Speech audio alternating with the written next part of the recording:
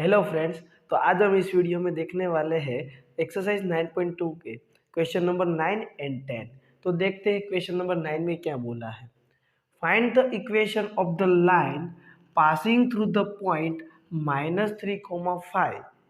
एक हमें लाइन का इक्वेशन फाइंड करना है जो लाइन पास होती है -3,5 में and perpendicular to the line through the points 2,5 and -3,5। Question में ऐसा बोला है कि एक लाइन जो है वो लाइन है 2,5 एंड -3,6। उसमें से पास होने वाली लाइन के साथ परपेंडिकुलर होनी चाहिए। एक लाइन कैसी होनी चाहिए? परपेंडिकुलर परपेंडिकुलर होनी चाहिए और -3,5 में से पास होनी चाहिए। -3,5 में से पास होनी चाहिए। इसी लाइन का आपको इक्वेशन निकालना है। मतलब कि ये जो लाइन है उसको मैं L1 लाइन बोल देता हूँ एंड उसके स्लोप है line L with slope M1 and line 2 with slope M2। इसके साथ क्या है? परपेंडिकुलर है। तो फ्रेंड्स आपको L2 लाइन का इक्वेशन निकालना है। तो L2 लाइन का इक्वेशन निकालने के लिए आपके पास उस लाइन का पॉइंट होना चाहिए जो हमें गिवन है और दूसरा चाहिए उस लाइन का स्लोप। तो हम point slope form y minus y1 is equal to m x minus x1 वाला इक्वेशन यूज करके इक्वेशन निकाल सकते हैं। तो बहुत ही आसान होगा निकालना। क्यों? क्योंकि ये L1 लाइन जो है उसका स्लोप है M1। क्या आपके पास x1 y1 और x2 y2 हो तो आप उस लाइन का स्लोप नहीं निकाल सकते हो? आराम से निकाल सकते हो। मैं L1 लाइन का स्लोप निकाल सकता हूँ, राइट। जैसे ही निकाल दूंगा, दो लाइन परपेंडिकुलर है तो दोनों के स्लोप का प्रोडक्ट M1 इंटू M2 कितना होता है? -1। तो मुझे क्या M2 नहीं मिल जाएगा? मिल जाएगा। M2 मिल गया, पॉइंट मिल गया, इस इक्वेशन में पुट कर दोगे तो आंसर मिल जाएगा। तो चलो सोल्व करते हैं। L1 का slope of line L1 is M1 is equal to y2 minus y1 6 minus 5 कितना होगा? 6 minus 5 divide by x2 minus x1 -3 -2 तो कितना होगा? 1 डिवाइड बाय -5 तो -1/5 आपको L1 लाइन का स्लोप मिल गया। अब आप और मैं दोनों जानते हैं L1 और L2 परपेंडिकुलर है। It means L1 is perpendicular to L2. Then we say that the product of slope is -1. M1 into N2 is equal to -1। दोनों का प्रोडक्ट -1 होता है स्लोप का। M1 मिल चुका है -1/5 तो मुझे क्या M2 नहीं मिलेगा। माइनस माइनस प्लस 5 ऊपर चला जाएगा तो मुझे स्लोप भी मिल चुका है 5। स्लोप मिल गया, कितना मिला हमें? 5। तो L2 लाइन का इक्वेशन नहीं निकाल सकते? आसानी से निकाल सकते हैं। क्यों? क्योंकि slope of line L2 is M2 is equal to 5। तो इक्वेशन ऑफ लाइन L2 क्या होगा? Equation of line L2 y minus y1 is equal to M2 x minus x1। क्यों मैंने इधर M2 लिखा बच्चों? क्योंकि इस लाइन का स्लोप M2 है ना कि M1 है। ओके, सारे डेटा पुट करते हैं, हमारे लिए x1 y1 हो जाएगा क्योंकि इसी लाइन का पॉइंट इधर रखना होता है और उसी लाइन का स्लोप इधर रखना होता है। तो y माइनस y1 जो है 5, M2 है 5, x minus x1 minus minus plus 3 हो जाएगा, है ना। तो इसको सोल्व करते हो तो क्या होगा? 5x प्लस 50 और ये y इधर आएगा तो माइनस y होगा, माइनस y इधर आएगा तो प्लस y होगा। तो इक्वेशन बनेगा 5x minus y plus 20 is equal to 0। तो फ्रेंड्स इस क्वेश्चन में आपको कहीं पे डाउट्स है तो मुझे कमेंट करके पूछ सकते हो और समझ में आया हो तो वीडियो को लाइक करके कमेंट भी कर सकते हो। क्वेश्चन नेक्स्ट देखते हैं, क्वेश्चन नंबर 10।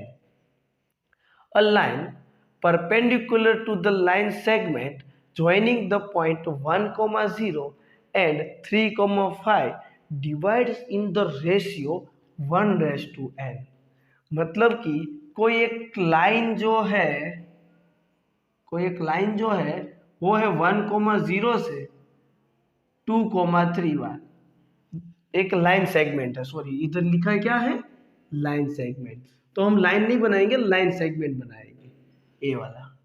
अब इसको एक लाइन डिवाइड कर रही है, रेशियो कौन सा है, 1:n रेशियो पे। सपोज एक लाइन पास हो रही है और वो लाइन इसको 1:n रेशियो पे डिवाइड कर रही है।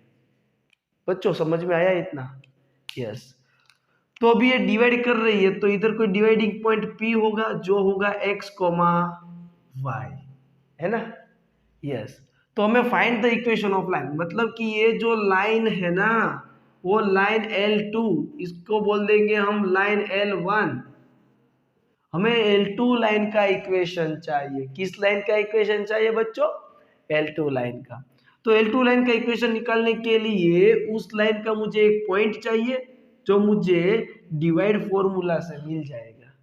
और दूसरी बात, उस लाइन का स्लोप भी चाहिए जो होगा M2, वो इसके साथ परपेंडिकुलर है ना, देखो लिखा हुआ है परपेंडिकुलर टू द लाइन। तो इस लाइन का जो स्लोप होगा L1 लाइन का स्लोप M1, तो M1 और M2 का प्रोडक्ट कितना होगा, -1 होगा। तो M2 भी मिल जाएगा। ओके, तो सबसे पहले हम M2 निकाल लेते हैं, राइट? तो M2 निकालने के लिए M1 निकालना जरूरी है। तो M1 is equal to y2 minus y1, 3 minus 0 divide by 2 minus 1 is equal to 3 answer आएगा। इतना क्लियर है बच्चों? चलो, M1 आपको मिला 3, दोनों परपेंडिकुलर होने की वजह से दोनों के स्लोप का प्रोडक्ट होता है -1। तो मैं यहाँ पे M1 की वैल्यू 3 रख दूंगा, तो क्या मुझे M2 नहीं मिलेगा? जी बिल्कुल। क्या मिला हमें वो M2? -1/3। चलो मैंने आधा काम तो कर दिया, इस लाइन का स्लोप निकाल दिया। अब मुझे उस लाइन का एक पॉइंट चाहिए। तो पॉइंट कैसे निकालूंगा? सिंपल सी बात है, ये जो लाइन है उसको P पॉइंट 1:n में डिवाइड कर रहा है, तो मैं डिवाइड वाला फॉर्मूला अप्लाई करके उसको निकाल सकता हूँ, है ना? तो निकाल देते हैं पॉइंट P। ये छोटी सी लाइन कर दूं मैं अभी, यस। तो P पॉइंट के कोऑर्डिनेट है x, y।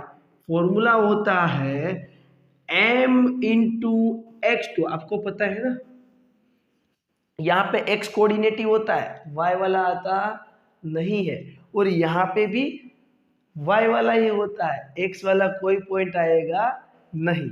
तो मैं 1 के साथ उसके साथ वाला नहीं पॉइंट आता, सामने वाला आता है। तो 1 के साथ उसका x कोऑर्डिनेट क्या है, 2 प्लस n के साथ इस तरफ का n कोऑर्डिनेट। अरे भैया, मैं वो फॉर्मूला यूज कर रहा हूँ। अगर x1, y1 इधर पॉइंट है और x2, y2 इधर पॉइंट है, कोई पॉइंट x, y m⁻n पे डिवाइड कर रहा हो, तो x, y ये जो पॉइंट है उसके कोऑर्डिनेट क्या होते हैं, mx2 plus nx1 divide by m plus n। Same to same सामने दूसरा y कोऑर्डिनेट है, वही फॉर्मूला अप्लाई कर रहा हूँ। डिवाइड बाय आएगा टोटल 1 प्लस n। अब 1 के साथ y कोऑर्डिनेट आएगा, इस तरफ के n के साथ इसका y कोऑर्डिनेट आएगा, डिवाइड बाय 1 प्लस n। तो इधर कितना होगा बच्चों, 2 plus n divide by 1 plus n, और इधर 3 डिवाइड बाय 1 प्लस n। तो आप देख सकते हो आपको अभी पॉइंट भी मिल चुका है। क्या मिल गया है, पॉइंट मिल गया ना। वो पॉइंट क्या है अभी x, y, तो कि 2 plus n upon 1 plus n, 3 divide 1 plus n, उस लाइन का पॉइंट है, स्लोप है। पॉइंट स्लोप फॉर्म यूज करो, सोल्व करो। Point slope form y minus y1 is equal to उस लाइन का स्लोप है m2 x माइनस x1। आया समझ में? अब मैं यहाँ पे सारे डेटा पुट कर देता हूँ। y minus y1, y coordinate क्या है, 3 divide by n plus 1, m2 slope मिला है -1/3, x minus 2 plus n upon 1 plus n, ऐसा होगा। अब हम लेते हैं एलसीएम, तो इधर मल्टीप्लाई होगा तो क्या होगा 1 plus n into y minus 3 whole divide by 1 plus n is equal to -1/3, इधर मल्टीप्लाई होगा n plus 1 into x minus, ये ब्रैकेट में ओपन कर देते हैं, मतलब कि माइनस साइन इधर अप्लाई करेंगे तो दोनों टर्म को हो जाएगी वो, यस। इधर तो दोनों के डिनोमिनेटर में 1 प्लस एन था, वो कैंसिल कर दिया। अब ये 3 इधर मल्टीप्लाई में जाएगा, 3 जैसे ही मल्टीप्लाई में जाएगा तो क्या हो जाएगा 3 into 1 plus n into y, 3 3 जा 9, माइनस साइन इधर ब्रैकेट में मल्टीप्लाई करोगे तो माइनस प्लस वाले टर्म माइनस और माइनस वाले टर्म प्लस। अब सारे टर्म को मैं इस तरफ ला देता हूँ, फाइनल आंसर इधर लिख रहा हूँ। ये टर्म इधर आएगा तो उसका कोएफिशिएंट पॉजिटिव हो जाएगा, तो क्या होगा 1 प्लस एन इंटू एक्स, ये टर्म तो वही का वही है, plus 3 into 1 plus n into y. अब ये 2 इधर आएगा तो माइनस होगा, तो -11 माइनस एन, एन इधर आएगा तो माइनस होगा ना, यस। तो ये आपको इक्वेशन मिल जाएगा, जो लाइन ये दोनों पॉइंट वाले लाइन सेगमेंट को 1:n में डिवाइड कर रही है और वो परपेंडिकुलर है। तो फ्रेंड्स, ये दोनों क्वेश्चन समझ में आया हो तो मुझे आप कमेंट करके ज़रूर बताना, डाउट है तो भी कमेंट करके पूछ सकते हो। और मेरे इस चैप्टर के वीडियो अगर आपको नहीं मिल रहे हैं तो इसी वीडियो के डिस्क्रिप्शन पे चले जाओ, वहाँ पे मेरे प्लेलिस्ट अवेलेबल है, आप मेरे वीडियोस देख सकते हो। ओके फ्रेंड्स, चैनल को सब्सक्राइब कर देना, जैसे ही वीडियो अपलोड करूँगा आपको नोटिफिकेशन आ जाएगी तो आप वीडियो आसानी से देख सको। Thank you friends.